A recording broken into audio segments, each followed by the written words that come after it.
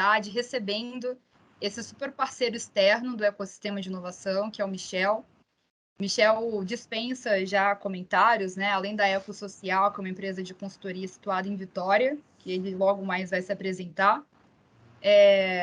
Também já estamos já num cultivo de uma parceria aí de uns bons anos, né, Michel? É verdade. E falando de relacionamento com comunidade, essa também é uma exposição que a gente traz à tona de seguirmos em continuidade de relacionamento com players que façam sentido dentro das nossas redes de relacionamento empresariais, né, enquanto profissionais Pascoaloto, mas também da nossa rede pessoal. Então, nós falamos recentemente sobre as habilidades no Papo de Gestão, quem aqui participou, sobre comunicação e relacionamento entre as áreas, né, sobre, inclusive, um dos papéis do facilitador é essa dinâmica de comunicação e relacionamento.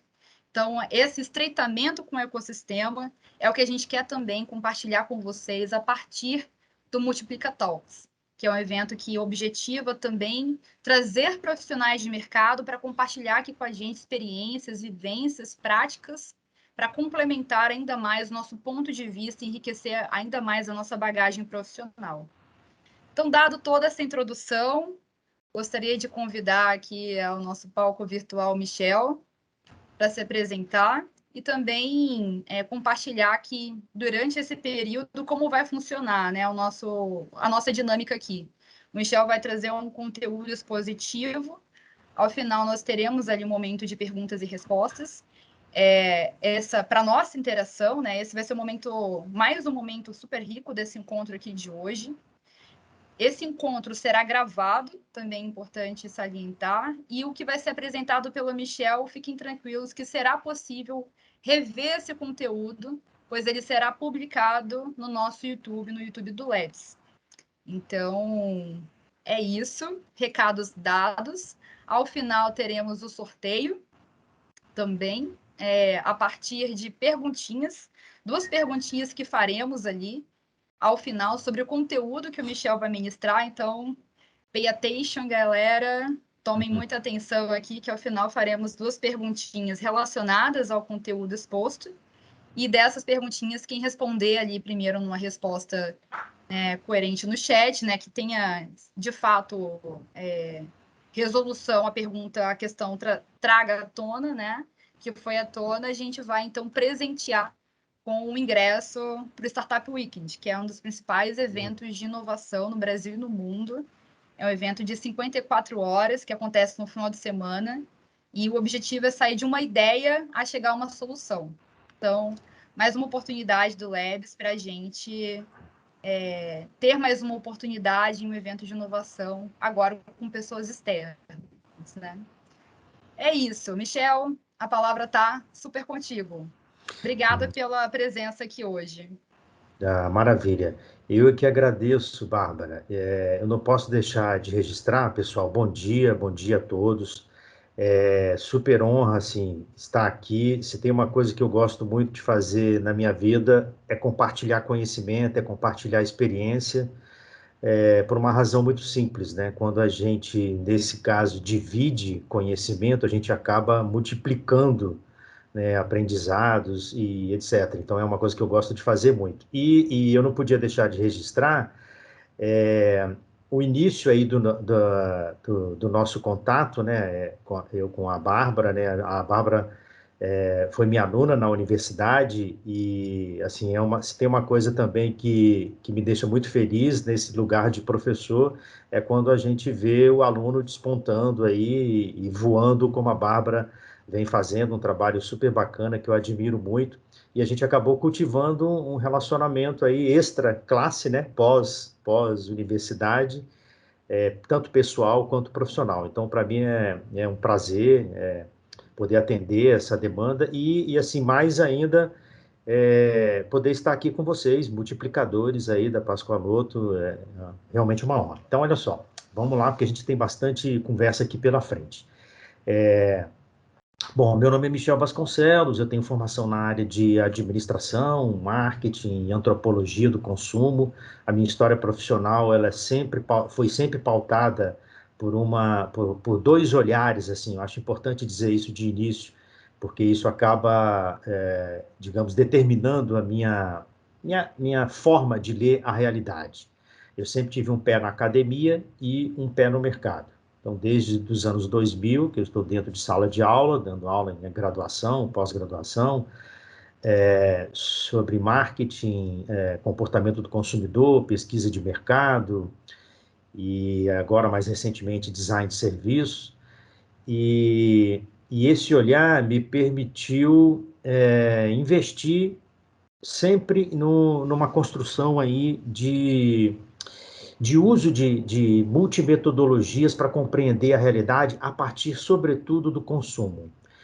E em 2016, eu e mais 3 sócios, nós criamos a Ecosocial, que faz exatamente isso, que tem exatamente esse propósito. Então, por isso eu começo aqui a nossa conversa de hoje falando um pouco rapidamente sobre a Ecosocial. E, resumidamente, o que é o trabalho da Ecosocial?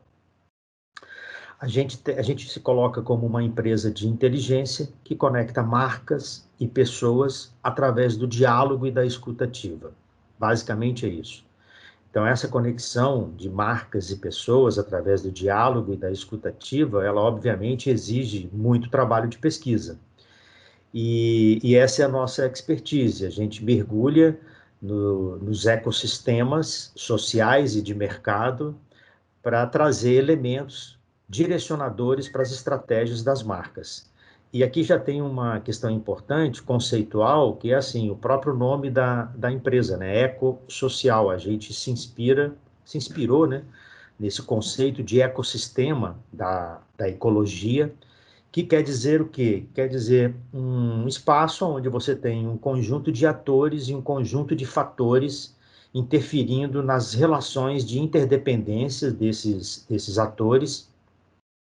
E dentro dessa ideia de ecossistema também, esses atores eles se relacionam em busca de uma espécie de um certo equilíbrio, né? Conceitualmente, dentro da ecologia, o ecossistema é isso. A gente pega emprestado esse conceito da ecologia e aplica em ecossistemas sociais ou ecossistemas de mercado. Então, o case que a gente vai trazer para vocês hoje é uma aplicação disso no ecossistema do Shopping Vitória, que é o principal shopping aqui da capital, no Espírito Santo. E então a gente olha para esses ecossistemas, delimita, né, esses ecossistemas, nesse caso em especial o ecossistema de mercado do Shopping Vitória. Então nós delimitamos o ecossistema que faz parte do Shopping Vitória e mergulhamos nesse ecossistema para dialogar com as pessoas, para conversar com as pessoas, entender o ponto de vista das pessoas e trazer os elementos estratégicos necessários para o shopping. Então, vocês observem que isso nada mais é do que a aplicação da abordagem do design thinking, né, do pensamento do design, de colocar as pessoas no centro das decisões dos negócios. Então, embora a gente tenha uma pegada de pesquisa muito forte, mas essa pegada de pesquisa, ela é, digamos, temperada, né, pelo olhar do design, que, aliás, um dos fundamentos do pensamento do design, inclusive, está no próprio marketing e na própria antropologia. Então, todos esses campos do conhecimento se conectam. Essa é a proposta de trabalho da Ecosocial. A gente utiliza aí, então, várias referências, né, conceituais do design de serviço, user experience, antropologia do consumo, a comunicação. Meus 2 sócios na Ecosocial, eles são da área de comunicação, são profissionais de comunicação, e a gente reúne tudo isso no trabalho que a gente desenvolve. Opa, desculpa. A Ecosocial, ela faz parte de um grupo chamado Beta Rede, que reúne várias empresas, e esse vídeo que eu vou mostrar aqui para vocês resume rapidamente esse ecossistema de empresas onde a Ecosocial está inserida. Se por acaso o áudio não sair aí, por favor, vocês me digam, tá? E aí eu repito. Está sem áudio, Michel. Tá sem áudio? Tá, então na hora de compartilhar aqui, acho que eu vacilei. Só um minuto.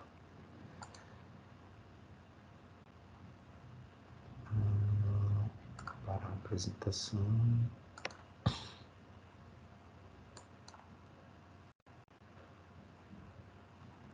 por que eu não estou conseguindo isso?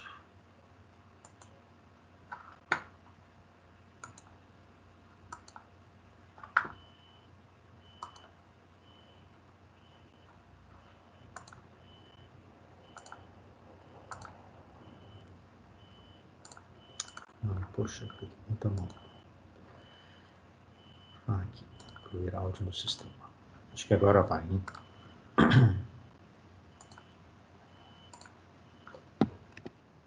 Estamos na década da transformação. Piada virou meme, consumo se transformou em experiência e CEP em ponto .com. Chama no Zap é o novo Me Liga. O Home transformou o Office e tudo que tem nele. Aprendemos que o verdadeiro sucesso é a felicidade e o preconceito precisa se transformar em respeito. A rede se transformou em social porque o digital agora é real.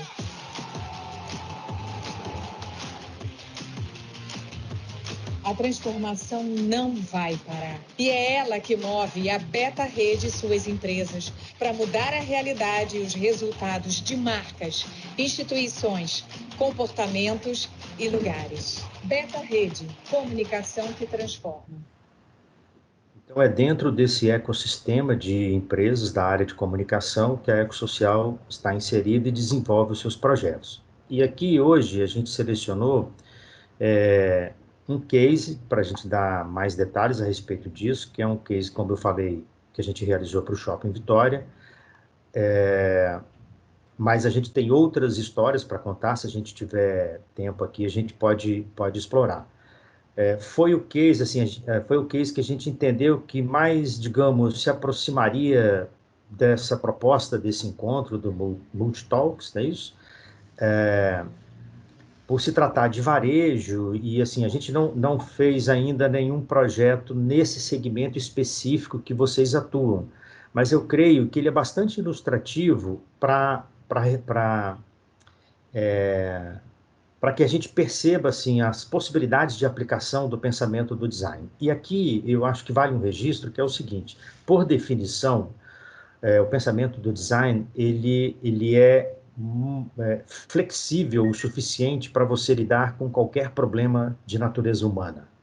Eu tenho experimentado desde 2016 a aplicação dessa abordagem. A gente já fez isso para o varejo no shopping, mas já fez isso também para a empresa fornecedora de energia aqui da região, que é a EDP, acho que atua em parte de São Paulo aí também, para a Vale, com vários desafios para a Vale, nós já realizamos aí alguns projetos para eles, para empresas de saúde, operadoras de saúde, para hospital, para construtora, enfim. Então, ela é uma abordagem bastante versátil, né, para aplicações. Então, eu espero que esse case aqui ajude vocês aí a enxergar algumas possibilidades de como aplicar isso aí no contexto de vocês, ok? Bom, vamos lá. O Shopping Vitória, ele nasceu ali em 1993, salvo engano. Foi o primeiro empreendimento assim caracterizado nos moldes de shopping mesmo, como a gente conhece, e localizado aqui na ilha de Vitória, numa localização bastante privilegiada, numa área bastante nobre da cidade. Então, é um shopping de fácil acesso e é uma referência. Depois dele vieram outros, existem outros empreendimentos. E o shopping, quando nos procurou, eles estavam com um desafio que era o seguinte: já faziam aí mais de 5 anos, aproximadamente, que eles não realizavam nenhuma pesquisa junto aos seus frequentadores. Então, a administração do shopping precisava conhecer melhor o perfil desses frequentadores e saber o que eles deveriam fazer para melhorar a experiência desses frequentadores no mall. E foi exatamente isso que a gente desenhou para eles. Todo o projeto da Ecosocial, a gente começa definindo um desafio estratégico. E nesse caso específico, o desafio era como podemos ajudar o Shopping Vitória a marcar a experiência dos clientes e, com isso, aumentar os resultados dos lojistas e empreendedores. Aqui eu já faço um registro importante, do ponto de vista da aplicabilidade do pensamento do design. Porque como o pensamento do design coloca as pessoas no centro das decisões, então o desafio estratégico do projeto já deve endereçar isso. E como vocês podem observar, a gente está colocando isso no próprio desafio, né? A gente quer ajudar o Shopping Vitória a marcar a experiência do cliente. O foco do projeto é marcar a experiência do cliente.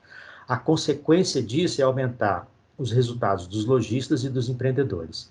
Então, assim, isso é extremamente importante, porque a partir do desafio é que a gente vai estruturar todo o projeto, inclusive metodologicamente, que é o primeiro passo. Então, a gente sempre organiza os nossos projetos em 3 grandes momentos. A partir do desafio do estratégico, a gente tem um momento aproximar, um momento mergulhar e um momento co-criar. Essa é a jornada dos projetos que a gente desenvolve na Ecosocial. A gente vai falar sobre cada um deles. Bom, esse desenho mostra essa jornada. Se vocês observarem aqui do lado esquerdo, a gente começa com uma reunião de ponto de partida, onde a gente define uma equipe de projeto, tanto quem vai participar da Ecosocial quanto as pessoas do próprio cliente que vão participar do projeto e que vão acompanhar o projeto do início ao fim. Nessa reunião de ponto de partida, a gente explica como o projeto vai acontecer, fala sobre o cronograma detalhado, mas também alinha alguns conceitos, especialmente os conceitos dessa abordagem do design, para que todos que estejam envolvidos no projeto saibam como que a gente vai tratar do desafio estratégico que foi colocado lá no início. Então, esse encontro de ponto de partida ele é super importante. Depois disso, o primeiro passo que a gente faz é levantar dados secundários. Dados secundários são dados já existentes, são dados que estão aí disponíveis gratuitamente, portanto, são dados que nos oferecem uma possibilidade muito boa de você já iniciar com uma relação custo-benefício muito boa, porque que você precisa colocar aí são homens hora trabalhando em cima disso, pesquisando dados tanto internos quanto externos. Né? Dados internos, por exemplo, pesquisas anteriores, então, vamos lá no caso do shopping. A gente pegou o planejamento de marketing, a gente pegou pesquisas anteriores, a gente pegou uma série de medições que o shopping faz de fluxo de veículos, de dados dos canais digitais a partir dos quais as pessoas interagem com o shopping. A gente mergulhou no banco de dados do programa de relacionamento do shopping, chamado Privilege. Enfim, então a gente foi buscando dados que a organização já possui, já tinha disponível, mas e que poderiam nos ajudar no desafio do projeto. E, por outro lado, a gente olhou e através das redes aí, pesquisou informações que nos interessavam também e que poderiam nos ajudar a lidar com o desafio do projeto. Lembrando que o desafio é marcar a experiência dos clientes, dos frequentadores do shopping. Então, a gente usa muito como referência os primeiros temas de pesquisa de dados secundários a partir exatamente do desafio. Então, se a ideia do desafio é marcar a experiência do Shopping Vitória, então eu tenho que pesquisar sobre a história do Shopping Vitória, sobre os shoppings aqui no Espírito Santo, ou a história dos shoppings, como é que surge o shopping, né, esse espaço de consumo, aonde que surge? Então, a gente foi resgatar a história disso. Como que isso ganhou tanta importância, tanta relevância, né, no mercado ao longo do tempo. Mas a gente foi também buscar informações sobre experiência de consumo, sobre experiência do consumidor de uma maneira geral, especificamente em shopping, o próprio impacto do shopping na cidade, no contexto da cidade, enfim. Esse é um momento em que a gente investe um bom tempo, né, cerca de 1 mês, se eu não me engano, foi nesse projeto. O projeto como um todo levou 3 meses. O primeiro mês foi um mergulho em dados secundários. A gente levanta todas essas informações, processa, analisa, sintetiza e leva para um workshop colaborativo. Esse workshop colaborativo, quem é que participa? A equipe de projeto que foi definida lá no ponto de partida. Então, e por que a equipe de projeto participa disso? Porque nos projetos que a gente desenvolve, a gente não funciona, digamos assim, tradicionalmente como as consultorias costumam fazer. De você faz um briefing lá no início, fecha o projeto, e daí X tempo o consultor vem e te entrega um relatório lá de sei lá quantas páginas, um PowerPoint, te apresenta e depois vai embora. Não. Aqui a gente também aplica essa ideia do pensamento do design, aquele elemento, né, do pensamento do design, que é a colaboração. Todo o trabalho ele é colaborativo. E ele é colaborativo tanto com quem é o público de interesse do shopping, que é o consumidor, né, que são os clientes, os frequentadores do shopping, mas também com pessoas que produzem e entregam os serviços que o shopping tem a oferecer, que são os lojistas, os funcionários dos lojistas, a equipe de marketing, e outras áreas também, a equipe de operações, de TI, como você falou no início, né, Bárbara, como existem várias áreas aqui participando, esse é um trabalho que a gente chama de transdisciplinar, né, e observe que não é multidisciplinar nem interdisciplinar, é transdisciplinar, porque o multidisciplinar e o interdisciplinar, ele pressupõe ainda cada um na sua caixinha, só se juntando para produzir. Na verdade, o transdisciplinar, a gente procura misturar esses conhecimentos de várias áreas, de vários profissionais e de vários campos do conhecimento, para que a gente potencialize a compreensão do fenômeno que a gente está estudando. E nesse caso aqui, a gente está estudando o fenômeno de consumo em shopping. Então, ao longo de todo o projeto, tem vários momentos que a gente vai compartilhando. Esse primeiro momento de levantamento de dados secundários, como a gente falou, é um momento de aproximar.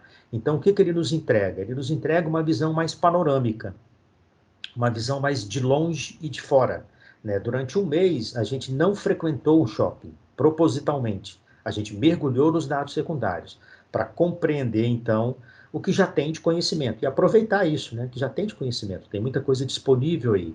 O trabalho aqui é de curadoria, né? De saber o que vale a pena, o que não vale. Não é pesquisar coisas interessantes sobre o consumo em shopping, né? Mas é pesquisar conteúdos relevantes que nos ajudem a lidar com o desafio. Isso é extremamente importante para orientar o esforço de pesquisa e você não se perder em coisas que não vão te acrescentar em nada e só vão roubar teu tempo.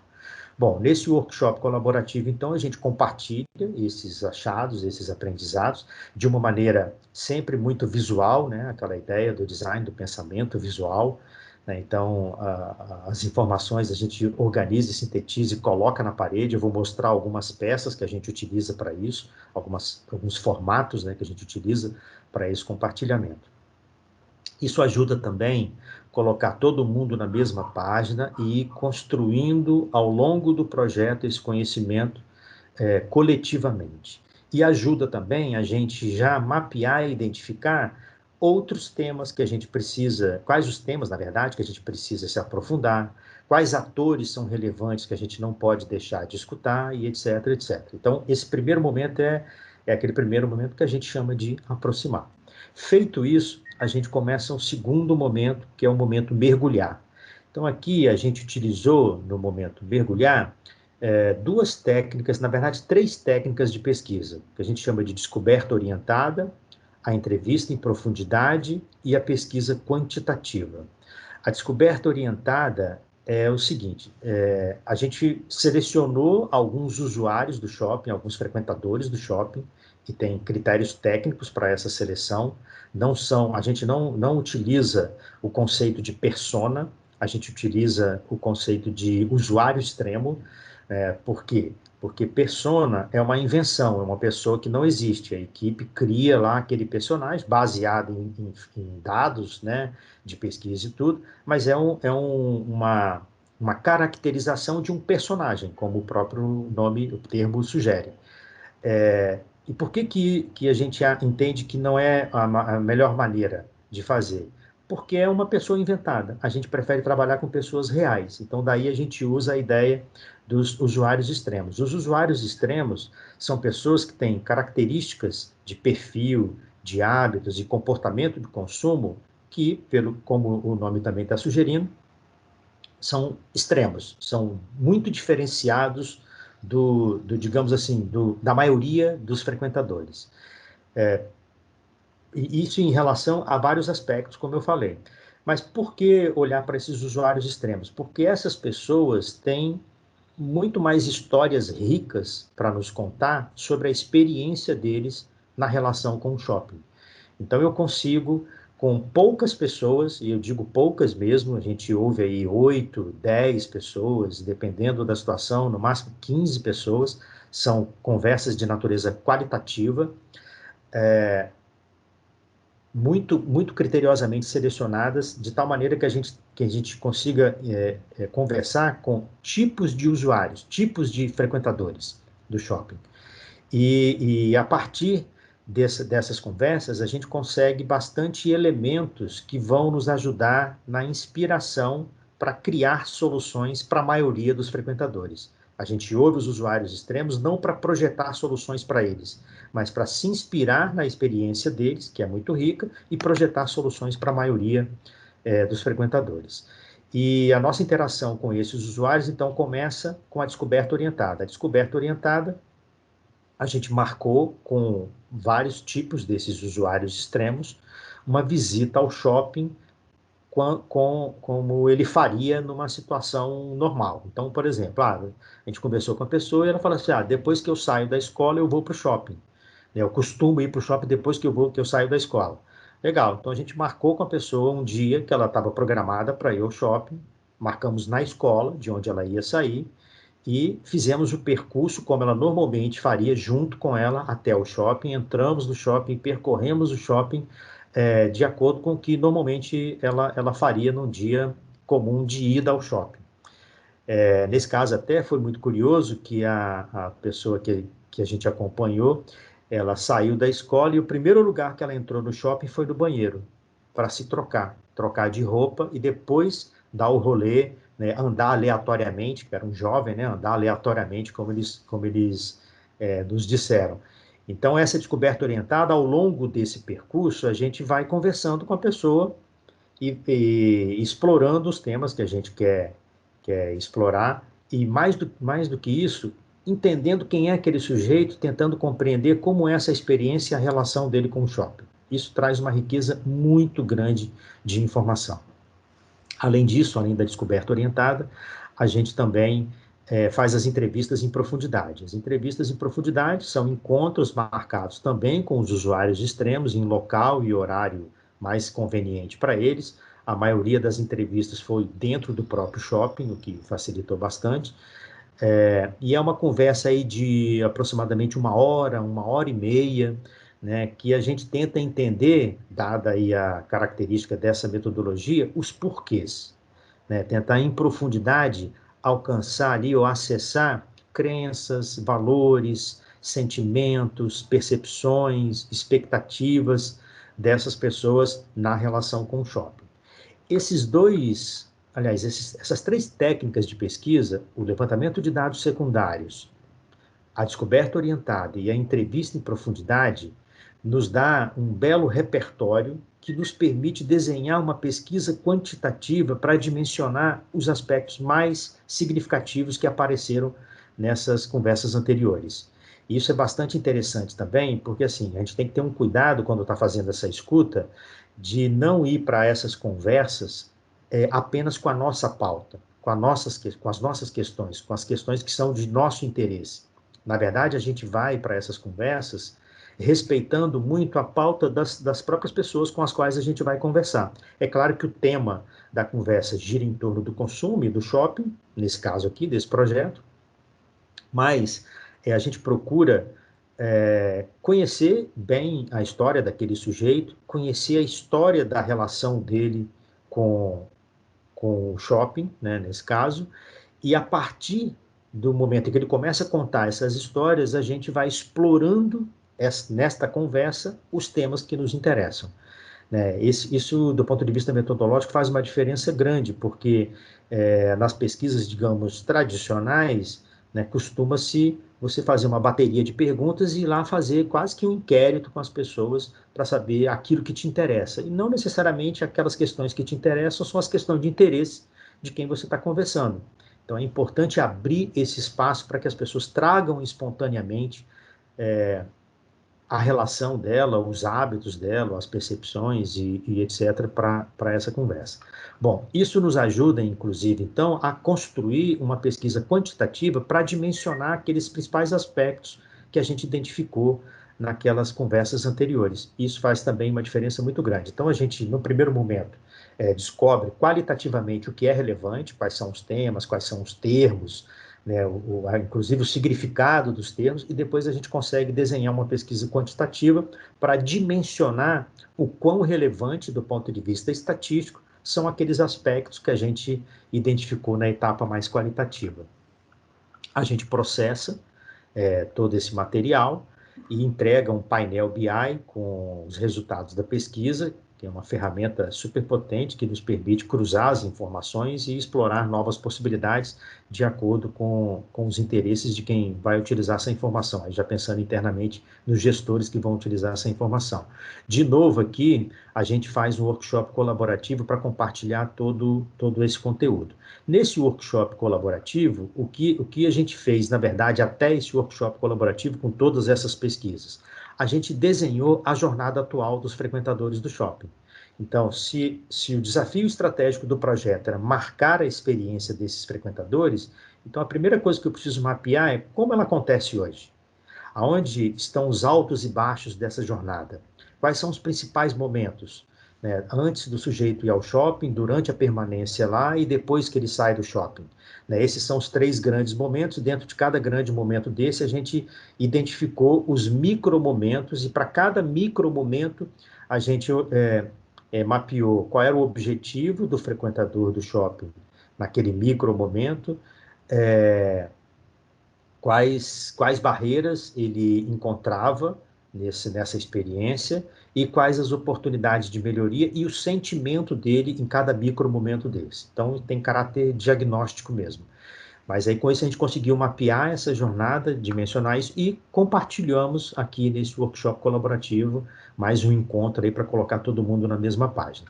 Feito isso, a gente teve ali todo o repertório necessário de compreensão da experiência desse frequentador e a gente conseguiu identificar as oportunidades de melhoria. Com isso, a gente foi para o workshop de cocriação.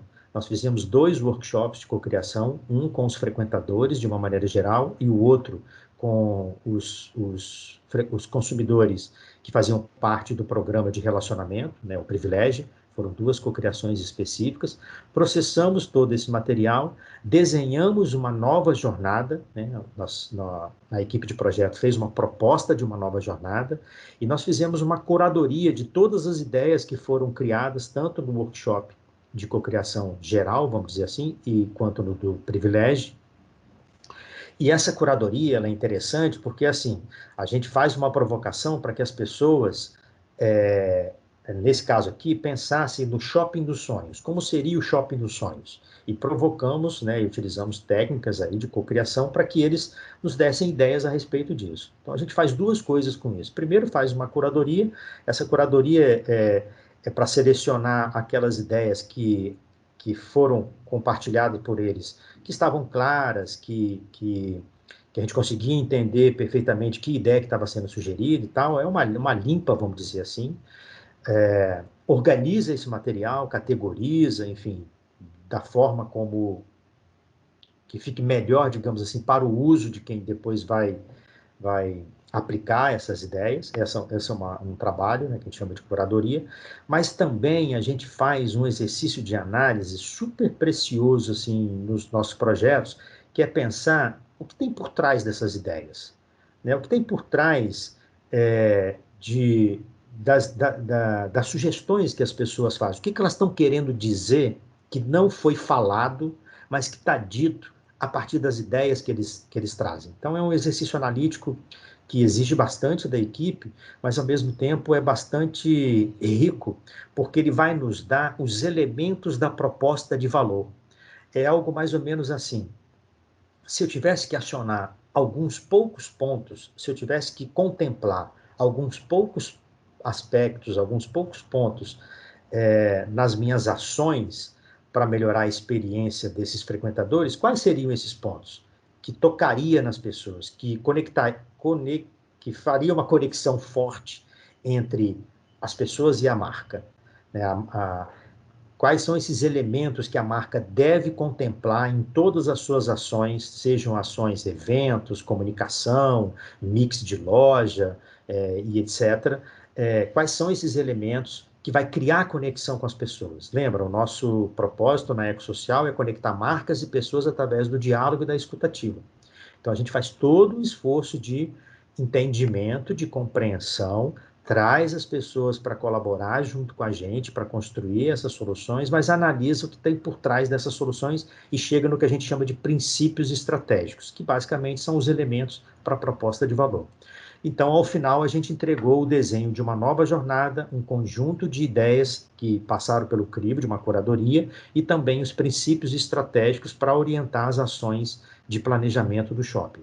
Com esse material todo em mãos, o shopping foi construir o seu planejamento estratégico para o ano, onde ele olhou para cada momento da jornada desses frequentadores e para as oportunidades de melhoria, né, que apareceram ali no projeto, e tinha uma régua para avaliar quais daquelas ideias de fato deveriam ir para o planejamento, que era a régua dos princípios estratégicos, porque os princípios estratégicos, além de orientar a tomada de decisão das pessoas por frequentar ou não o shopping, também são alavancas de satisfação. Então, essa foi a jornada do projeto. Eu queria compartilhar com vocês aqui algumas informações adicionais. Então, ó, na fase aproximar, por exemplo, a gente faz aquela visão mais ampla, né, panorâmica. Então, olha que coisa interessante que apareceu. Quando a gente começa a fazer esse tipo de levantamento, esse tipo de pesquisa, a gente respeita muito o que o campo nos diz, o que a gente vai encontrando no caminho. Então, vocês observam que a gente desenhou essa jornada metodológica, você vê que tem uma triangulação aí metodológica, isso é importante. Essa triangulação metodológica é utilizar essas várias, analisar, na verdade, um fenômeno a partir de várias perspectivas, utilizando técnicas diversas de pesquisa para a gente enxergar, digamos assim, a complexidade do fenômeno. E como nós estamos falando de consumo é um processo social que começa muito antes da compra e termina muito depois do descarte final da mercadoria. Então, é um processo complexo. Então, por isso, o uso dessas multimetodologias. E uma das coisas, um dos conteúdos que a gente encontrou, em todas as pesquisas que a gente foi fazendo inicialmente de dados secundários, sobre consumo e sobre shopping, aparecia sempre informações a respeito das gerações, Z, Y, X e Baby Boomers, etc. Então, foi inevitável a gente trazer esse conteúdo, porque quando se fala de consumo em shopping, há sempre essa leitura a partir das gerações. Então, a gente fez uma pesquisa aprofundada a respeito disso. A gente encontrou também, buscou, na verdade, né, o olhar antropológico sobre esse equipamento urbano. Porque se a gente pensar, é o seguinte, um equipamento como um shopping, ele é um ecossistema, ele é um microcosmo. E ele tem um impacto na cidade, né? Qualquer shopping, em qualquer cidade, ele tem um impacto urbano importante, né? Então, a gente foi buscar uma leitura disso. Como é que é a relação do shopping e a cidade? O que isso pode nos trazer de informação que vai nos ajudar a lidar com o desafio de marcar a experiência dos frequentadores do shopping? E a gente encontrou bastante informação significativa a respeito disso. E a primeira delas, que eu acho que é interessante até pontuar, é a diferença entre espaço e lugar. Do ponto de vista antropológico, isso tem uma diferença muito grande. O espaço, se você for pensar, é o ambiente. Então, imagine um ambiente de um shopping, onde você tem lá os corredores, as lojas, alguns espaços com sofá e tal, como tem aqui, e via de regra a gente encontra em qualquer outro shopping. Você tem um ambiente, mas não necessariamente você tem uma ambiência. No espaço, você tem o ambiente. No lugar, você tem ambiência. E a diferença entre uma coisa e outra é que o espaço e o ambiente são só os elementos que você reúne que vão afetar aquela experiência. Mas quando você olha para aquele espaço e para aquele ambiente e quer se conectar com as pessoas, você precisa transformar o espaço em lugar. transformar o espaço em lugar é transformar o ambiente em ambiência, é acolher as pessoas, é se preocupar com o acolhimento das pessoas. Então, não é só colocar 3, 4 sofás ou poltronas num determinado lugar, é você criar ali uma ambiência para acolher as pessoas no contexto da experiência que ela vai vivenciar naquele lugar. Então, isso nos trouxe um olhar muito significativo. Outra coisa que a gente costuma fazer é o seguinte, nessa pesquisa de dados secundários, a gente sempre olha assim, para o passado, para o presente e para o futuro. Desculpa. Por que passado, presente e futuro? Porque a gente entende que nesses projetos a gente sempre está trabalhando com essa ideia do consumo como processo social. E o consumo como processo social, ele é dinâmico, ele é vivo, né? Então, primeiro, né, se você olha historicamente, o shopping ele é uma solução, vamos dizer assim, datada, né, por volta ali da década de 1950. Há uma polêmica, vamos dizer assim, sobre a real origem do shopping, se foi nos Estados Unidos, se foi na Europa, enfim, a pesquisa nos mostrou isso. Mas o que importa é o seguinte, ele é uma invenção social e é datada. E ela vem se transformando ao longo do tempo. O modelo de shopping que a gente conhece hoje, ele é datado de 1950 e, basicamente, ele não mudou, esse conceito, né?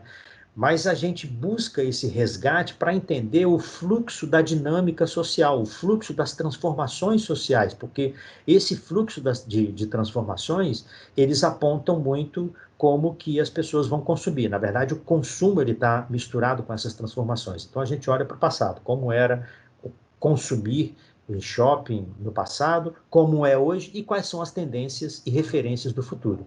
Né, tendências e referências do futuro que vão impactar a experiência de consumo no shopping. Aqui tem algumas delas, eu não vou entrar aqui no mérito, é apenas para ilustrar, mas a gente olha para isso. Muito bem, isso foi na fase aproximar. Na fase mergulhar, a gente começou então a investigar quem são esses frequentadores, qual é o ponto de vista deles, o que eles pensam e especificamente o programa de relacionamento. Então aqui a gente fez pesquisa quantitativa para identificar o perfil desses frequentadores. Então aqui ó, tem essa tela, ela é para ilustrar como que a gente trabalha com as informações, esses são resultados da pesquisa que a gente fez. Então, a gente procura sempre trabalhar muito de forma visual, infográfica, de maneira resumida, né, para que o conteúdo que a gente produz seja acessível e acionável por quem precisa tomar decisão. Isso também é muito importante, porque não adianta entregar um calhamaço de relatório de pesquisa que o cara vai colocar na gaveta e não vai utilizar. Né? Então, a ideia é tornar isso acessível e acionável. Então, essas telas são para ilustrar, eu não vou entrar no mérito dos números, que não é o caso, mas são formatos que a gente utiliza, visual, de representar aí as principais informações que a gente levantou no projeto. Ó, aqui mais um sobre como que o shopping é referência, quais as mídias mais utilizadas e etc. Aí a pesquisa de descoberta orientada, como a gente falou, essa imagem que vocês estão vendo foi uma foto que eu fiz dentro do carro de um dos frequentadores do shopping, a gente saindo da garagem do prédio dele, então a gente marcou o encontro. Esse frequentador, ele vai aos shoppings todos os sábados para fazer a barba, então ele sai, ele fez a mesma coisa que ele sempre faz todos os sábados, pega o carro dele, faz aquele trajeto, chega no shopping, estaciona normalmente no lugar onde ele costuma estacionar, e nós fizemos o mesmo trajeto que ele costuma fazer, aí fomos até a barbearia, ficamos, esperamos ele aguardar a vez lá conversando, e sempre conversando, né, ao longo do processo. A gente faz sempre em dupla essas conversas, ao lado dele estava uma pesquisadora, participante do projeto, e eu estava na parte de trás, filmando e fazendo registros dessa conversa, na descoberta orientada. As entrevistas em profundidade dentro desse cenário aí do shopping, aquele encontro de 1 hora e meia. E aí depois como é que a gente sintetiza isso? Em redes de insights. Esse foi um recurso que a gente entendeu que funcionou super bem, porque assim, quando você faz esses levantamentos de dados qualitativos, um desafio que você tem depois é de analisar tudo isso, de resumir e analisar. E a solução que a gente encontrou foi construir essas redes de insights, porque como esses assuntos todos que a gente conversa com as pessoas nessas entrevistas, eles estão todos interligados, interdependentes, mas eles podem ser organizados, vamos dizer assim, em grandes ideias-forças, como estão aqui no centro dessas imagens, ó. Comunicação e relacionamento, aspectos relacionados à gestão, vivências dentro do shopping, mix de lojas e serviços. Então, a gente vai organizando o conteúdo depois dessas conversas em insights em torno dessas ideias-forças. Isso facilita muito na hora de você compartilhar esse conteúdo com a equipe de projeto. No Privilégio, a lógica foi a mesma, a gente fez um mergulho e entrevistou as pessoas, e aí reuniu aqui os principais achados e aprendizados nessa rede de insights. Né? Aqui a gente tem a rede de insights que deu origem aos princípios, né, que interferem, que influenciam a decisão das pessoas por participar do programa. Isso aqui foi bastante rico também. E depois, na fase 3, que vem a fase de cocriação, essa imagem mostra aí, ó, a gente selecionou, né, um conjunto de frequentadores do shopping para responder a essa questão, qual era o shopping Vitória dos sonhos deles. Dividimos eles em grupo, eu vou mostrar um vídeo aqui que ilustra essa sessão de cocriação. E observem a fala das pessoas, observe o que elas estão ressaltando.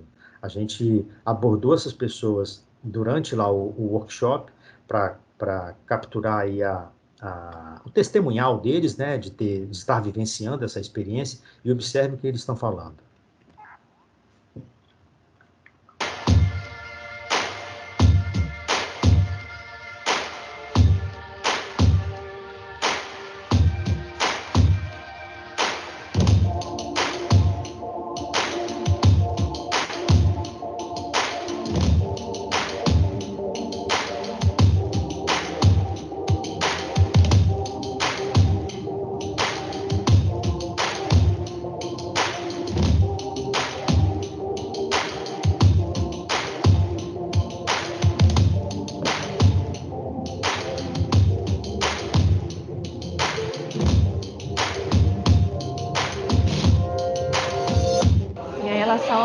Com o shopping é quase que a relação de uma vida, né?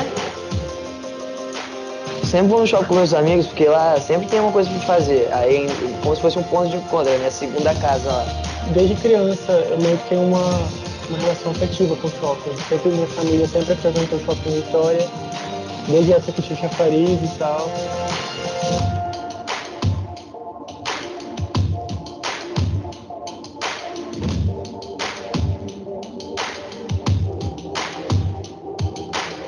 O que eu achei mais legal é a coisa de você criar a partir da ideia do outro, né?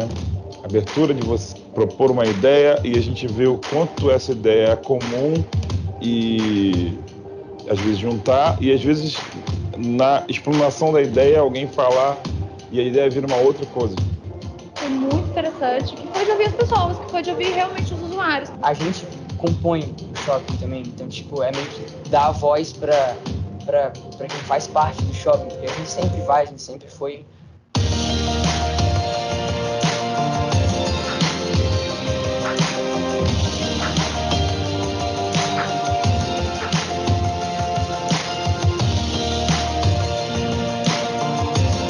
O que eu achei mais importante, no caso, foi a questão do atendimento humanizado. Eu acho que vai ser uma coisa que vai trazer muitos benefícios.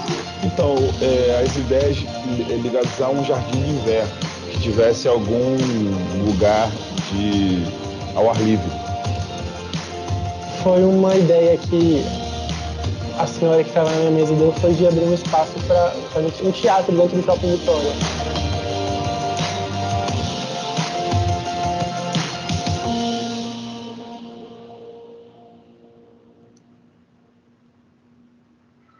Um ponto que nos chamou muita atenção nessa cocriação foi essa fala, então, das pessoas de ressaltarem a importância do shopping, escutar as pessoas. Isso foi bastante revelador.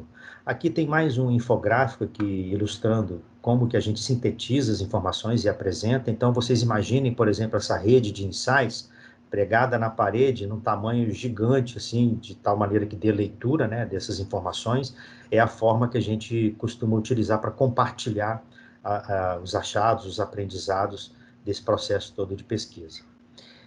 Nós usamos a ferramenta, então, da jornada do usuário para fazer o diagnóstico de como é a jornada atual e desenhar a nova jornada. Então, vocês veem aqui na parede também, ao fundo, ó, o desenho da jornada, e a gente foi conversando a respeito de cada momento, cada micro momento e aqueles elementos que a gente falou ali, de qual era o objetivo do cliente, com quais eram os pontos de contato, quais as barreiras, quais as oportunidades e os sentimentos. Essa maneira visual de trabalhar, ela é muito importante porque todo mundo acessa o mesmo conjunto de informações ao mesmo tempo, pode interagir com esse conjunto de informações e vai identificando padrões, inclusive, e conexões entre as informações. Isso enriquece bastante a conversa e aumenta muito a capacidade de análise, que, diga de passagem, é uma análise sempre coletiva, ela nunca é individual, quer dizer, nunca não, né? Tem um momento que a gente faz análises individuais, mas ela se potencializa mesmo quando a gente faz isso coletivamente. Como as ideias são muitas, né, eles geraram muitas ideias, a gente desenhou, então, uma matriz de avaliação, onde aqui no eixo vertical a gente tem a adesão aos princípios, porque é aquilo que determina a decisão das pessoas, versus o resultado. Então, a curadoria das ideias que a gente falou, ela passa por essa matriz de avaliação. O quanto que a ideia tem adesão aos princípios e o quanto que ela pode impactar os resultados. Se tiver uma adesão muito grande aos princípios, impactar muito fortemente os resultados, a gente vai para esse quadrante aqui acima de implementar. Se não, ela se posiciona nos demais quadrantes. Essa é uma ferramenta bem simples e que ajudou, com critério, conectado com as pessoas, a fazer a seleção das ideias que seriam levadas para o planejamento. E, por último, a gente também entregou as premissas da comunicação, do marketing e do relacionamento do shopping. Nós definimos aqui, como o próprio termo diz, né, premissas que não poderiam ser desconsideradas na hora do shopping desenhar as suas estratégias de marketing, o seu plano de comunicação e relacionamento com os frequentadores. Então, em linhas gerais, o que eu queria trazer para vocês a respeito do shopping é isso. A gente tem outros cases, eu tenho outros cases aqui na apresentação, se for oportuno a gente pode resgatar, mas eu gostaria de explorar, eu acho que a riqueza aqui do nosso encontro com as perguntas de vocês aí, e estou à disposição. Obrigado. Excelente, hein? Não tenho nem palavras. Olha só, eu disse que daria banho, não daria, galera? Já avisei do início para a galera se preparar. E outra coisa, quem aqui está feliz de ter a gravação para poder rever depois com calma, em 0.5, devagarinho, para absorver todo esse conhecimento no detalhinho? Quem ficou feliz? Michel, gratidão, sem palavras, para toda essa exposição. O Ali quer trazer uma fala. Ela, Ali. Obrigado, gente. Michel, cara, parabéns, viu? Sensacional. A gente tem um desafio tremendo aqui de que as pessoas assimilem, né? Eu acho que uma coisa é você educar, outra coisa é a pessoa conseguir assimilar na prática tudo que foi desenvolvido aqui, né? Me apresentando, eu acabei chegando um pouco mais tarde aqui, mas tinha certeza que estava em boas mãos aqui com a equipe. Hoje eu estou atuando como head aqui de inovação da Pascoaloto, a Bá, a Dé e toda a equipe aqui. Estamos com um propósito tremendo de começar a levar mais e mais a inovação como competência para as pessoas, né, para que todo mundo tenha a capacidade de botar a mão na massa. E assim, fiquei muito feliz de ter pego essa parte final da tua apresentação, onde você tangibiliza, né, o que é a inovação na prática, que tudo começa com a escutativa, né? A gente percebe e recebe muito as dúvidas das pessoas, até no dia a dia de fazer as implementações, e há uma grande confusão, né? Inovar não é que você bota a cabeça no travesseiro, acorda no dia seguinte com a ideia que vai revolucionar o mundo, né? Muito pelo contrário. É uma construção, né? De você estar muito perto do usuário final, independente de quem seja esse usuário, e ter uma metodologia capaz de ouvir, né? Sentir o usuário na ponta, e traduzir na prática, no papel, por essas oportunidades. Muito legal, inclusive, o exemplo que você trouxe de como materializar isso, né? De como você talvez orquestrar esses insights, porque na hora de botar a mão na massa é ali que surge mais a dúvida, né? Então, ouvi um monte de coisa, como que eu transformo isso em riqueza, né? De insights? Então, eu fiquei muito feliz que você conseguiu trazer para a turma aqui, para nós, esse exemplo, principalmente um exemplo super rico, e parabenizar também pelo trabalho de vocês lá no Shopping Vitória, esse case que você trouxe, que traz para nós mais e mais aí essa concretização de como temos que atuar na prática, né? Então, turma da Pascoaloto, graças a Deus estamos com esse negócio aqui gravado, né, Bal? Como você falou. E dá para a gente revisitar um monte de vezes aqui, tirar todo tipo de dúvida, mas isso aqui é um elemento maravilhoso para a turma que vai botar a mão na massa agora, né? De ter um pouco mais na prática de como desenvolver isso de maneira mais organizada, né? Então, só te parabenizar e te agradecer. Obrigado. Pelo teu tempo, pelo teu conhecimento, de ter colaborado aqui com nós, viu?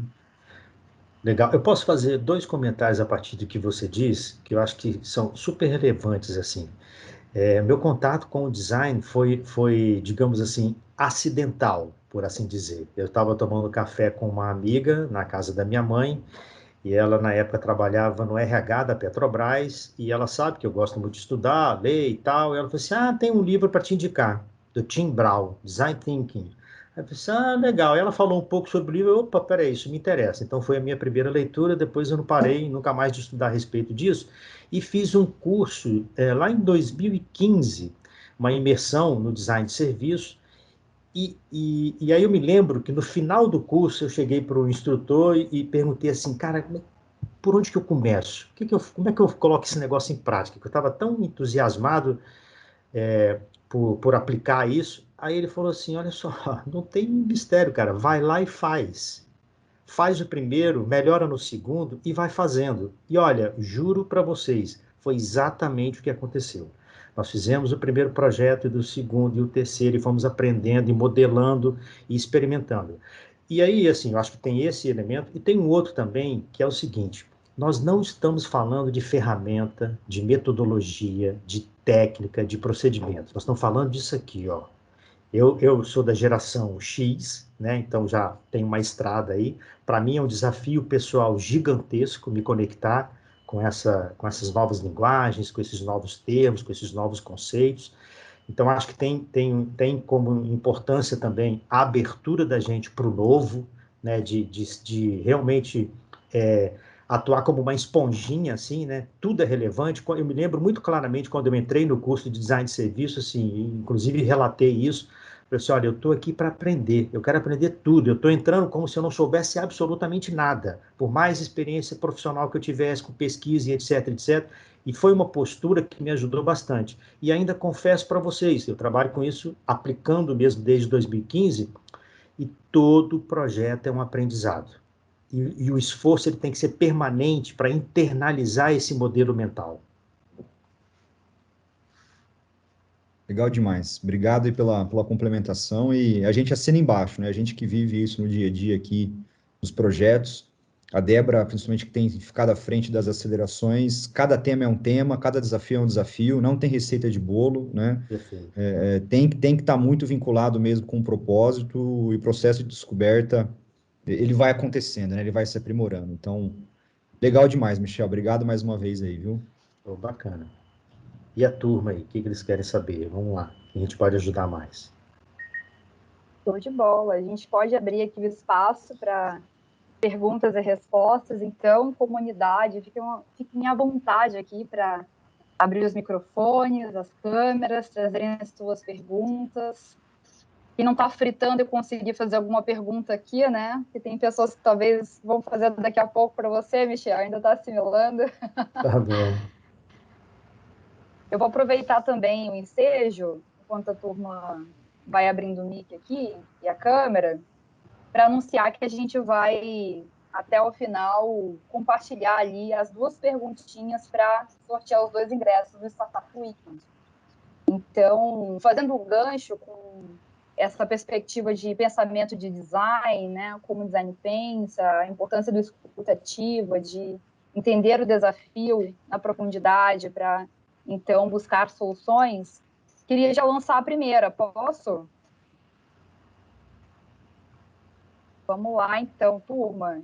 Olha só, peguei uma frase de toda a construção do Michel aqui. Vou fazer uma afirmação para vocês, e a primeira pergunta é a resposta aqui no chat é verdadeiro ou falso. Então, a afirmação é o seguinte, sobre pensamento de design. Verdadeiro ou falso? Pensar design significa ser flexível o suficiente para lidar com qualquer problema da natureza humana. Ou seja, não tem limitações, não é só para a área de finanças, não é só para um aspecto da vida, para um setor na economia, para qualquer possibilidade, não há limitações. A flexibilidade, verdadeiro ou falso? Opa! Verdadeiro. Excelente, turma. O primeiro verdadeiro é quem ganha. Só que o primeiro verdadeiro foi V, o segundo foi verdadeiro inteiro. E agora? Como que a gente resolve? V pode ser de verdade, de voador, de vaca. Vou considerar, então, o Tico, que trouxe a frase completa verdadeiro. Beleza? Ih, Anderson, Tico, perdeu. consideramos, Obrigado. então, esse primeiro ali, ingresso para ti. O time de marketing vai entrar em contato contigo para pegar os detalhes. Quem ficou curioso sobre o cronograma do evento, acessar no link. E a segunda pergunta, isso foi só para aquecer os motores, tá? Próxima pergunta aqui, não precisam esperar eu terminar de perguntar. Quem tiver a resposta já pode trazer. Michel trouxe o framework de aplicação da Ecosocial. E durante a capacitação de Design Thinking, eu apresentei para vocês diversos formatos que é possível aplicar o Design Thinking, né? Tem o duplo diamante, tem o formato da Day School, que são 5 macroetapas, tem até de 7 etapas, enfim, é um modelo bastante flexível, como já trouxemos aqui anteriormente. Então, a Ecosocial também tem o seu modelo. Dentro desse modelo de aplicação da Ecosocial, o verdadeiro ou falso? A definição do desafio estratégico é o primeiro passo.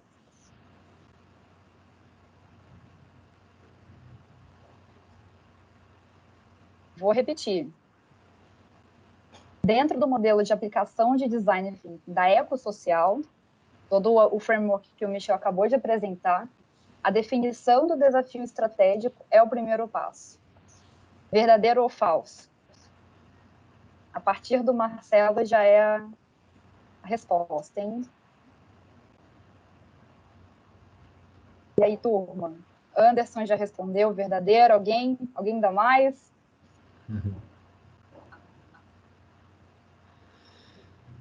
Alguém mais quer participar? Se não, já vou anunciar o ganhador do segundo ingresso. Anderson, segundo ingresso é seu, também entrei em contato com o time de marketing. O time de back-office está dominando aqui os ingressos do Startup Weekend. Valeu, gente. Valeu, Anderson. Excelente. E aberta perguntas aqui, então, com o Michel. Já trouxe aqui um aquecimento, né, revisando o que ele trouxe na apresentação. Queria ouvir agora vocês aqui. Quem vai iniciar com a primeira pergunta? São os ganhadores dos ingressos, será? Pequeno incentivo.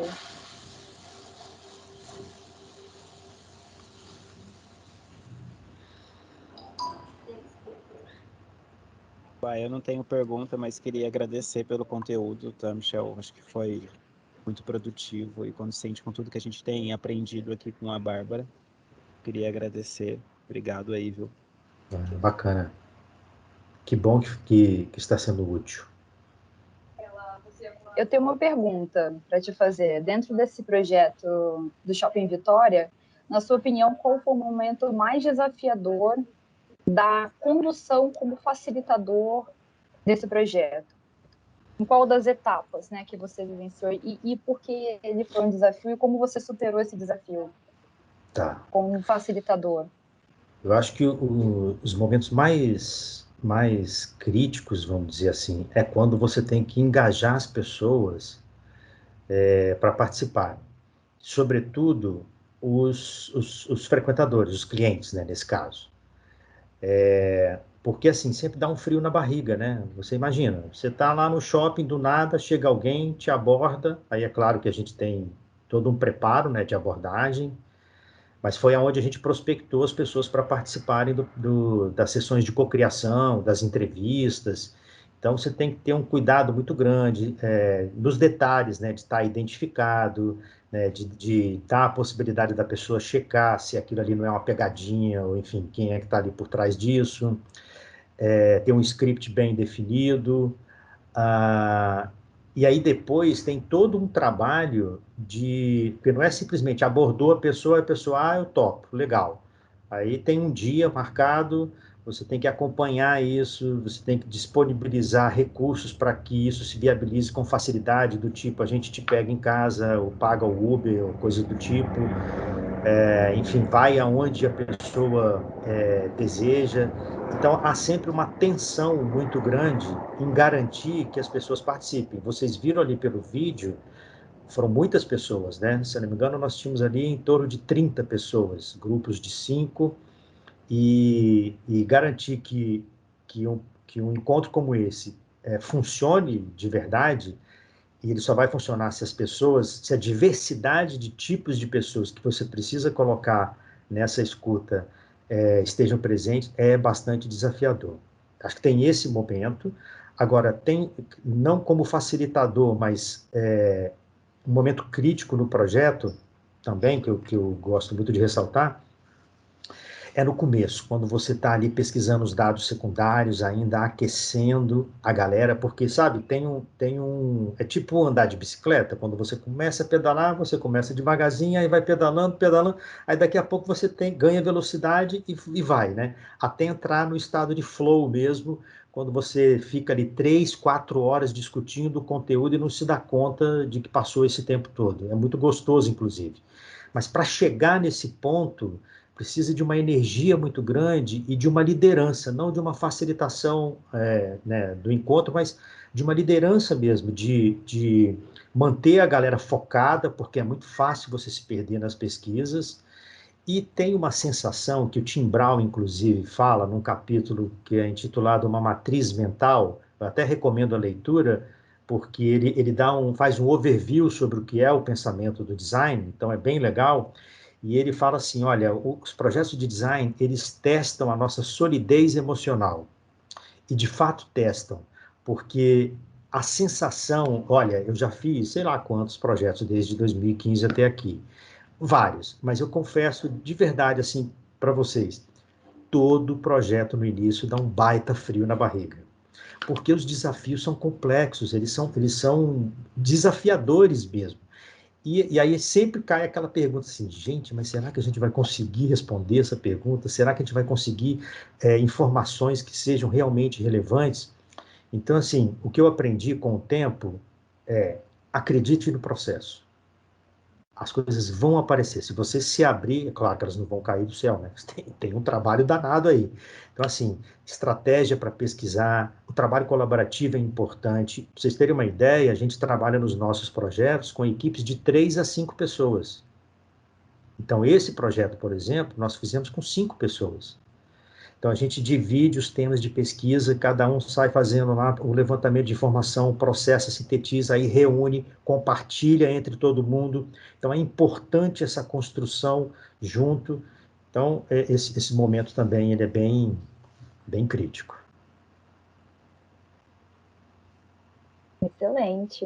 Aulas. O Anderson trouxe uma pergunta aqui no chat.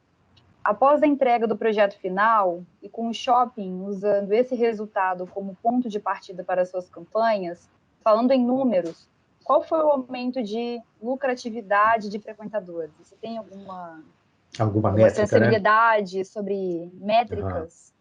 Olha o que aconteceu depois que a gente entregou esses resultados. O shopping iniciou um processo de planejamento. Isso não estava no escopo do nosso projeto, participar desse processo de planejamento. Mas a riqueza de informação foi tão grande, eles gostaram tanto do projeto, que aí nós fizemos outro projeto para participar da elaboração do planejamento.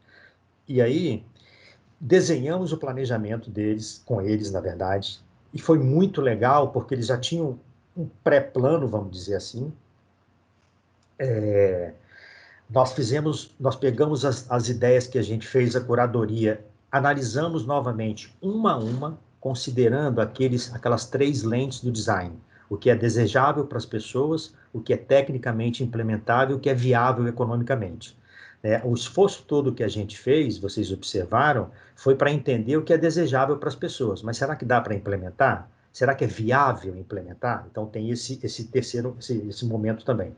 Então a gente ajudou o feedback que eles deram foi o seguinte, assim, para a gente é muito importante que vocês estejam presentes nesse momento do planejamento, porque vocês foram lá, conversaram com as pessoas, fizeram essa escuta, então vão nos ajudar a tomar a decisão. E por várias vezes nesse encontro, tinham algumas ideias que eles não queriam implementar, e a gente insistia que eles implementassem, dada a relevância que aquela ideia tinha para as pessoas. Claro, considerando a possibilidade de implementação e a viabilidade de implementação.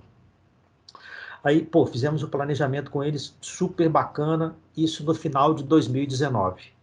Bom, o resto da história vocês sabem, né? 2020 veio a pandemia, bagunçou o coreto todo, o planejamento não pôde ser implementado. Então, a gente não tem aí uma métrica de resultado como você pediu, mas com o retorno das atividades do shopping, eles começaram a desenvolver uma série de ações que estavam lá no planejamento. Agora a gente está em negociação com eles para dar uma atualizada em algumas coisas, para de novo direcionar o planejamento. Mas teve uma coisa que a gente fez e que fez uma diferença muito grande. Quando a gente iniciou o projeto, e naquela fase que a gente estava analisando o programa de relacionamento privilégio, eles tinham ali um banco de dados, na verdade eles tinham um bando de dados que eles pouco exploravam, a gente mergulhou naquele banco de dados, já levantou ali uma série de informações e eles estavam, naquele momento do projeto, querendo mudar o programa de relacionamento. E a análise que a gente fez mostrou para eles que a mudança que eles estavam pretendendo fazer, eles iam perder, eu não me lembro exatamente a cifra, mas alguns milhões de reais se eles fizessem a mudança. Então, essa escuta já pagou o projeto, assim, de sobra. Só essa parte do privilégio. Eu não me lembro exatamente o número, mas foram alguns milhões, assim, não sei se foi 20 milhões, alguma coisa assim. Então, é dessa ordem de grandeza. Tem um outro projeto que a gente fez para Vale. Esse eu tenho um número interessante para mostrar para vocês. Aqui em Vitória, como é uma ilha, a gente tem uma orla urbana na cidade de 6 quilômetros de extensão, chamada Camburi. A Vale está exatamente numa das pontas dessa orla. Para quem não conhece aqui, ela fica exatamente ali. E a operação que a Vale tem ali são, se eu não me engano, 8 usinas de processamento do minério de ferro que vem das Minas Gerais e dali é processado e exportado para vários países, especialmente para a China. E essa operação, ela acaba impactando muito, obviamente, o meio ambiente, né? E isso impacta mais diretamente o universo de pessoas que moram ali no entorno da orla, que são cerca de 200 mil pessoas, com altíssimo nível de escolaridade, de renda, então um pessoal bastante crítico, que se incomoda bastante com aquela operação. E a Vale, então, nos contratou para estudar esse ecossistema, olha isso, o ecossistema social Camburi. Então, vocês observam que o modelo mental é o mesmo. A gente costuma dizer assim, os nossos projetos são sempre a mesma coisa, só que diferente. É a mesma coisa na abordagem, no modelo mental, mas é diferente no desafio. Então, acho que isso é muito útil para vocês aí, como tem várias áreas envolvidas, e isso vale tanto para questões externas, desafios externos, quanto para desafios internos, né? Sobretudo, por exemplo, fazendo um parênteses aqui, em definição de processos, né? Como é muito comum as empresas desenvolverem ou criarem processos, revisarem processos, olhando muito internamente, não pensando no impacto que a revisão de processo vai ter no cliente final. O que a gente já fez até um outro projeto para uma operadora de saúde, onde a gente provocou eles a repensarem os processos internos a partir da perspectiva dos clientes. Então, a gente começou de fora para dentro a revisão de processo e ajudou eles a fazer isso. Mas voltando à história da Vale. Aí, então, a gente mergulhou, a gente chamou esse projeto de Ecossistema Social Camburi, literalmente mergulhamos, porque, embora o mar seja muito poluído, mas algumas pessoas praticam alguns esportes ali, canoa havaiana e etc., e a gente fez isso, fez contato com várias tribos, né, que frequentam aquele lugar, e o resultado disso, prático, depois que a gente fez o estudo, entregou para a Vale, ela tinha assinado um termo de compromisso ambiental, onde uma das medidas compensatórias era ela construir reformar um campo de futebol, na verdade. Isso era o que estava no termo. Mas o nosso projeto mostrou para ela que a oportunidade era muito maior. Na verdade, a oportunidade era utilizar a Orla de Camburi como uma plataforma de relacionamento com aquele público que era mais impactado diretamente. O que era a reforma de um campo de futebol virou a entrega de um parque de esportes e lazer de 19 mil metros quadrados, com uma pista de bike, uma pista de skate olímpica, equipamentos para ginástica, para o pessoal de calistenia, um pet park, uma acessibilidade para cadeirantes até a beira da praia, que era uma coisa que não existia e apareceu na cocriação. Então, esse parque ele foi todo desenhado a partir das informações que a gente levantou no projeto. E daí, antes da Vale fazer essa intervenção, a gente mediu o NPS da Orla de Camburi. A gente perguntou aos frequentadores o quanto que eles recomendariam aquela orla. E eu acho que vocês devem estar familiarizados aí com esse conceito, né, do NPS, ele varia de menos 100 a mais 100. O NPS deu 37 antes do projeto e 59 depois que eles entregaram o parque. Então, olha que coisa, a Vale fez uma intervenção em 19 mil metros quadrados de uma orla que tem 6 quilômetros de extensão, que impactou o NPS da orla como um todo, nessa proporção que eu mostrei para vocês. Então, olha como que uma intervenção conectada com o que é relevante para as pessoas tem um impacto que ultrapassa, inclusive, a própria entrega que foi feita ali do parque, porque o NPS do parque foi 75. Então, acho que esses são cases aí que traz o potencial de impacto do uso dessa abordagem. Excelente. E eu, como sou capixaba, né, vi esse projeto nascer, vi todo o trabalho do Michel ali na prática. De fato, a intervenção urbana ali foi realmente um diferencial para aquele espaço, né, Michel, próximo à Vale ali, na Orla de Camburi. Isso virou um case dentro da Vale. Excelente. Mais alguma pergunta, turma? Porque eu estou com mais uma pergunta aqui engatilhada. Vou fazer uma pergunta. Vai lá. Queria primeiro agradecer ao Michel, conteúdo riquíssimo. Para a gente é super importante ter essa parte prática do design thinking, porque a gente está nesse processo de trazer a teoria para o pessoal, então ter a prática também, ver como boas práticas, né, de como aplicar isso e em contextos tão diferentes para a gente é super importante numa empresa grande como a nossa, né? Legal. E a minha questão, até puxando um pouquinho sobre o que você falou do Shopping Vitória, no momento de elaborar ali o planejamento estratégico e colocar os conhecimentos, né, o que vocês tiveram de repertório em implementação. Como que vocês lidam, assim, com o contato, a narrativa com a outra parte, né? Porque às vezes a gente esbarra, coleta ali todas as informações, o que é relevante para trazer, né, para a empresa, e aí na hora de falar assim, olha, essas são as soluções, aí vem uma barreira, assim, né, de, essa daqui não quero implementar, mesmo vocês mostrando que talvez seja uma solução de muito impacto para a empresa. Então, eu queria saber se existe, assim, alguma boa prática a ser compartilhada, dessa toda a sua experiência nisso, né? Se você tem algum insight aí para trazer para a gente. Nossa, excelente pergunta. E vou te dizer assim, muito honestamente, sabe como é que a gente fica quando eles não querem implementar? Fica triste. Sabe por quê? Assim, tem coisas que digamos assim, que ultrapassa nosso poder de influenciar, assim, por mais evidente que seja a ideia, que seja relevante para as pessoas e tudo mais, mas tem as políticas das empresas, das organizações. Então a gente também tem que respeitar isso, mas isso não significa que a gente não tente, e não tente pouco não, tá? A gente insiste, a gente volta, a gente tenta demonstrar de um jeito, demonstrar de outro, né? Porque a gente acredita muito que isso faz a diferença. Eu vou te dar um exemplo prático disso no Shopping Vitória. Uma queixa que eu acho que deve acontecer em vários outros shoppings. Cobrar o estacionamento, o valor do estacionamento. E isso foi assim, quando a gente começava a conversar com as pessoas nas entrevistas, era a primeira coisa que aparecia. Para conversar sobre o Shopping Vitória, já vou te dizendo logo, ó, tem que abaixar o preço daquele estacionamento. E a gente já entrou no projeto brifado pela direção do shopping, ó, não vamos mexer no preço do estacionamento. Por mais que o shopping tenha nos dito isso antes da gente ir a campo, mas quando a gente foi a campo, e como isso apareceu de maneira tão contundente, a gente levou. Demonstrou o quanto aquilo era relevante, mas ainda assim o shopping ficou com a decisão dele de não fazer nenhuma alteração.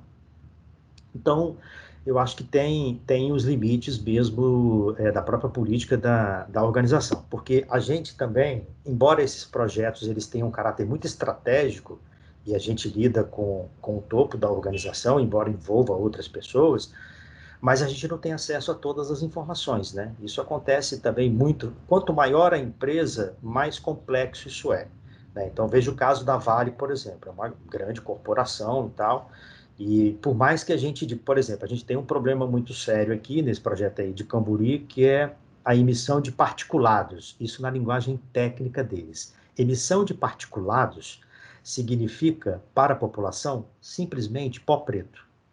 Então, é um pó preto que chega na casa das pessoas e o indicador que as pessoas utilizam é passar a mão na mesa, olhar se a mão estiver suja, tem pó preto, se tem pó preto, é da Vale.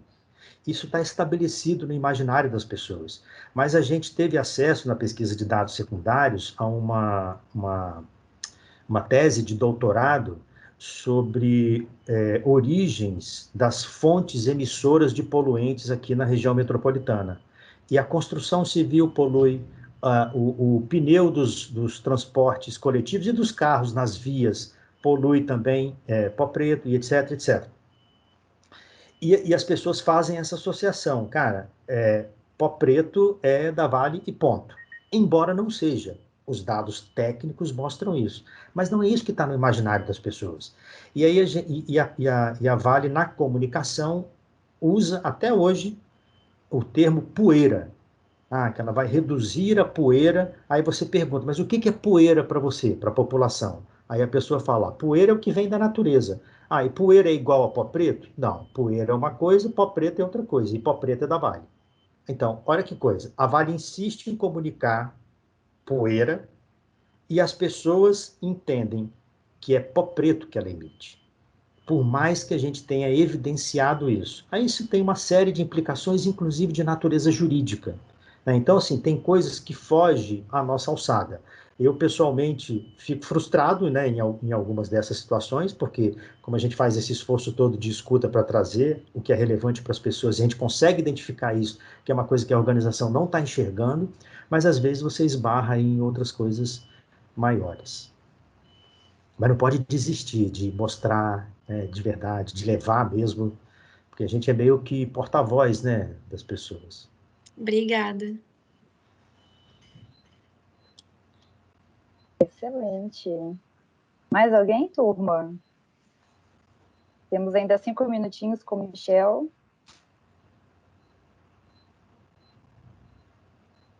Eu queria fazer uma pergunta, se ninguém tiver. Mas prioridade para os multiplicadores, é claro. Rafa, Rodrigo, Leandro.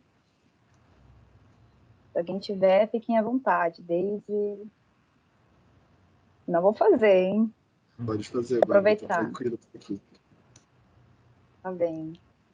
Você comentou, Michel, que no seu modelo de trabalho, a definição do desafio estratégico é o primeiro passo, né? A porta de entrada, então, para desenvolver todo o arcabouço das próximas etapas. Logo, construir o desafio estratégico é um importante passo, dado que ele é o primeiro e influencia as demais etapas.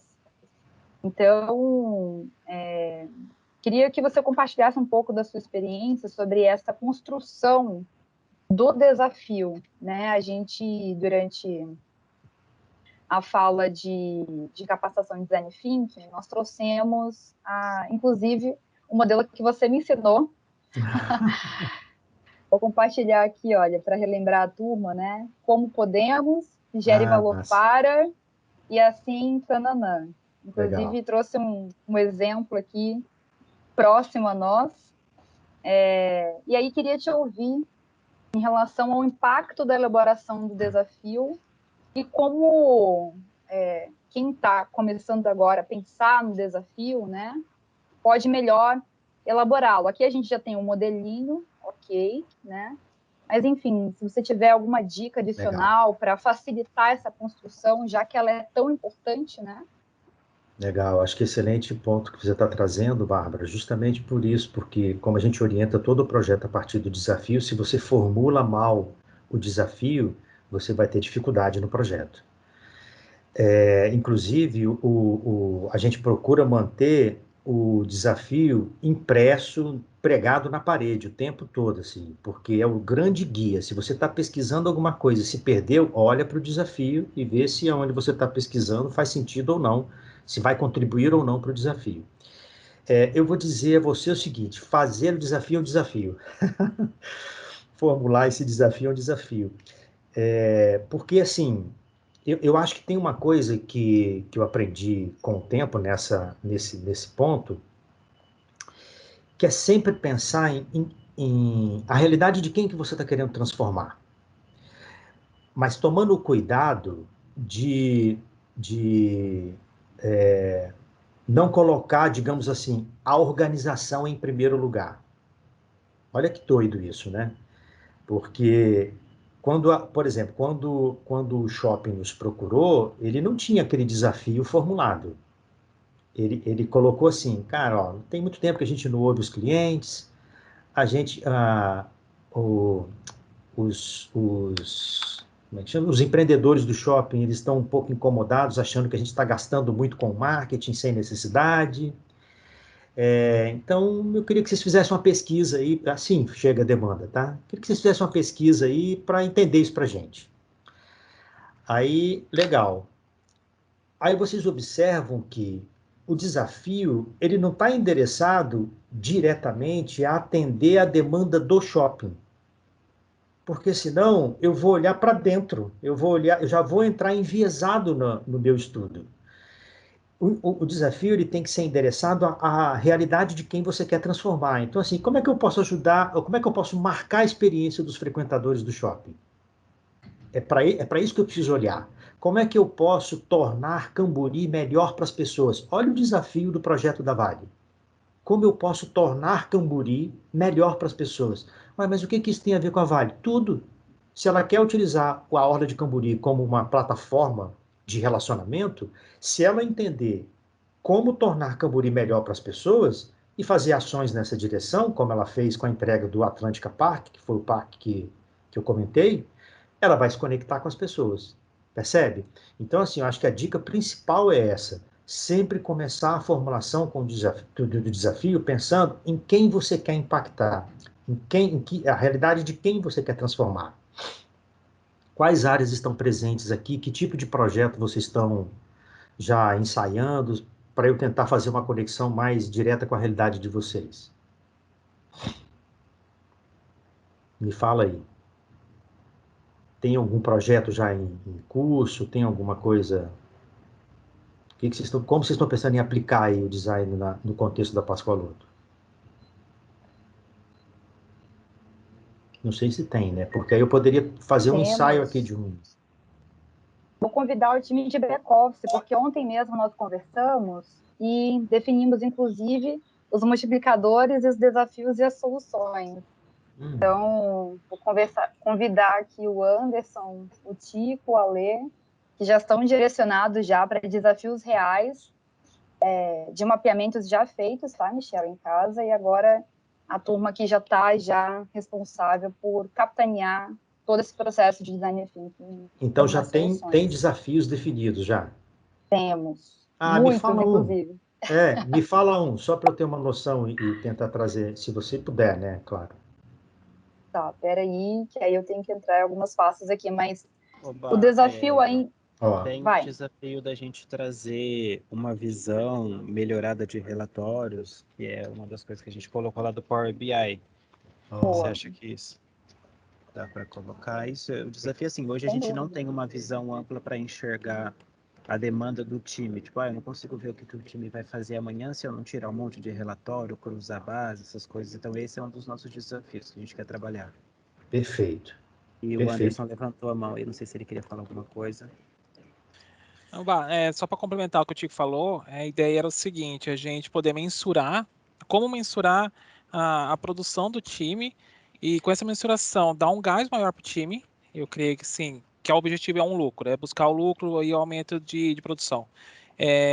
Mensurar o time para que esse time ele tenha um gás maior e consiga aumentar essa produção, aumentar esse número, e em contrapartida apontar para a diretoria e tudo mais da empresa o trabalho que está sendo feito, o investimento que está sendo feito e o que a equipe de back-office está apresentando, o que ela está trazendo de lucratividade. Eu acho que é isso, né, Tico? Então tem dois desafios aí, né? Um é enxergar ali os indicadores, não é isso? E o outro é esse aumento aí da produtividade da equipe, correto? Mas vocês já formularam o desafio? Já escreveram? Porque tem que escrever. Já escreveram? Já a gente fez isso em conjunto com a Bárbara aí. Ah, então. E você pode ler como está escrito, só para... E aí tem que achar aqui, você tem fácil Tá aí. bom. Ó, então uma dica. A equipe de projeto tem que ter o desafio na ponta da língua. Sacou? Na ponta da língua. Sabe por Sim. quê? Tem que internalizar isso. Tá? O projeto deve estar começando, né? Imagino que... Então, mas assim, internalizem isso, cara. Quando te perguntarem, você tem que ter clareza na ponta da língua, rapidamente, pitch, sabe? 30 segundos. O desafio é esse, esse, esse. E aí, só pegando o que vocês trouxeram, um cuidado que a gente tem que ter é o seguinte, é não pensar na solução antes de entender o problema. Cara, isso é batata. Da maneira como, eu não sei se foi o Anderson, desculpa, não consegui registrar, mas assim, da maneira como você falou, me pareceu um pouco já está trazendo uma perspectiva de solução. Importante a gente pensar o seguinte, é sobre a produtividade da equipe, né? Ó, eu tô fazendo um projeto agora, um outro negócio que eu participo, que a gente tem no segmento imobiliário, a gente tem um jornal imobiliário. Então, a gente produz conteúdo para esse jornal imobiliário.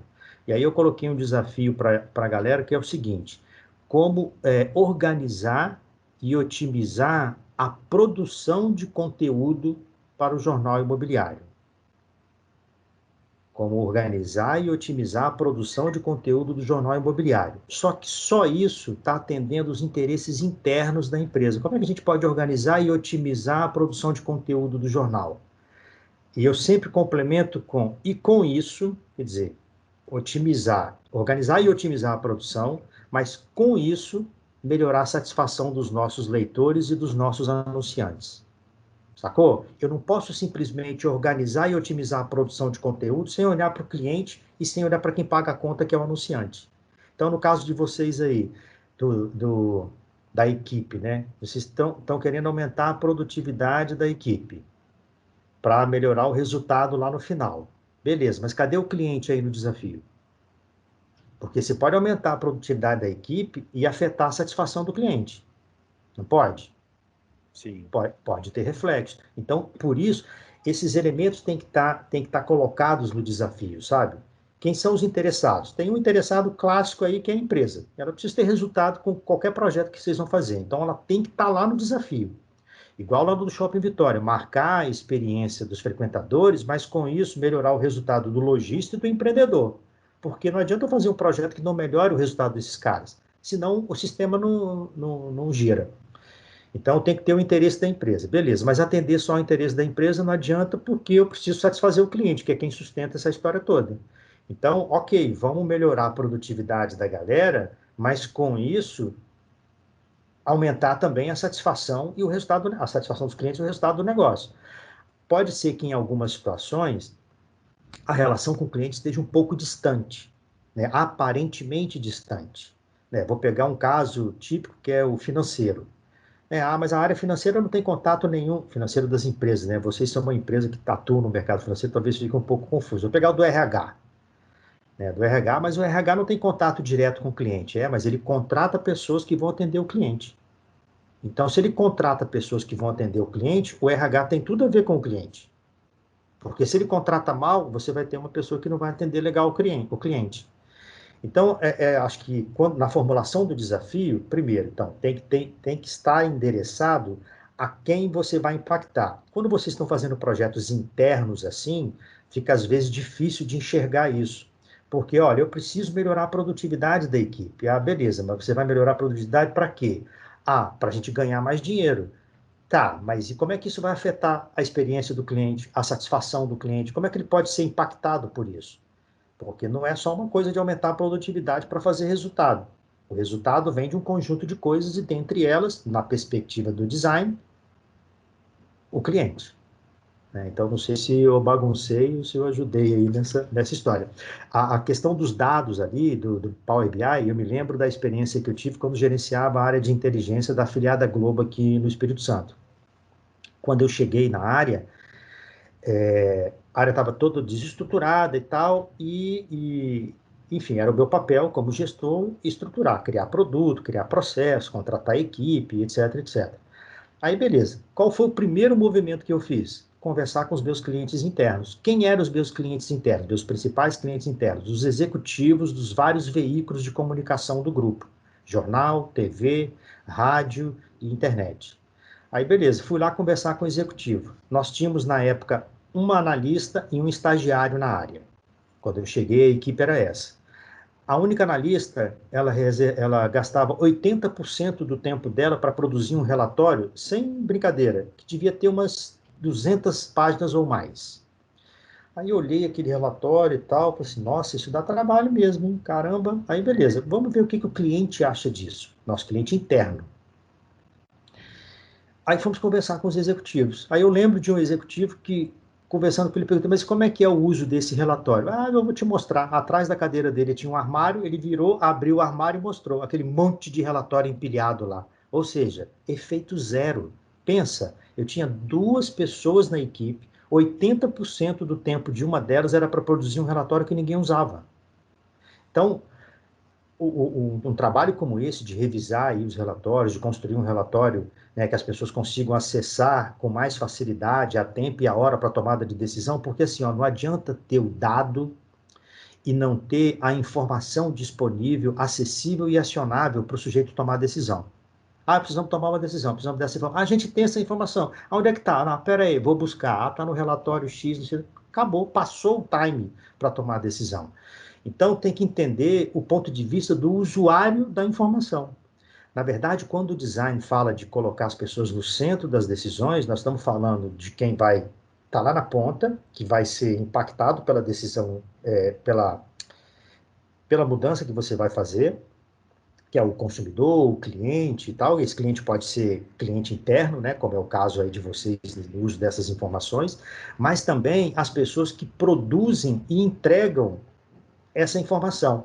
E aí eu me recordo que, depois que os executivos me falaram isso, aí eu voltei para a equipe e falei assim, caramba, olha só, nós temos que reformular essa história toda.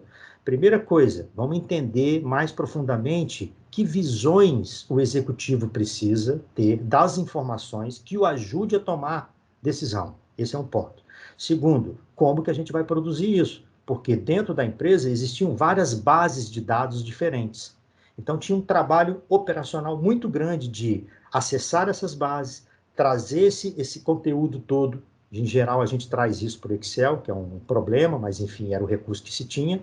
Levava tudo para o Excel, organizava essas bases todas de uma tal maneira para construir a visão que o cara queria. Percebe? E sempre validando com o cliente. Chegar, faz uma MVP, ou eu gosto mais do MVS, né, que é o mínimo serviço viável.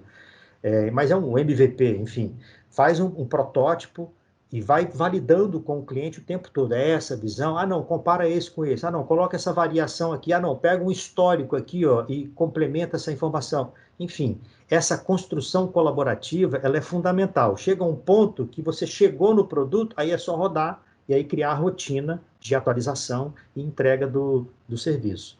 Então, o desafio, ele precisa contemplar essas questões. Assim, muito, vale a pena gastar um tempo discutindo a clareza do desafio. E com um cuidado, como eu falei, a vontade é de já pensar na solução. Ah, a gente podia criar um aplicativo. Ah, a gente podia criar não sei o quê. Não, esquece isso. Se as ideias chegarem, anota. Cria o cantinho das ideias. Mas não se deixe contaminar pelas ideias, porque se você acha que tem que criar um aplicativo como solução final, a sua pesquisa vai ser toda enviesada para validar a ideia que você teve inicialmente, que não necessariamente é relevante para as pessoas. Perfeito. Excelente comentário esse aí, viu, Michel? Um desafio tremendo, né? A gente começa com o problema pensando na solução, né? Exatamente. É o mais natural que tem. Exato, é humano, né? É humano, é verdade. Maravilha, a gente deu uma atravessada aqui no horário, mas super relevante os comentários que você trouxe.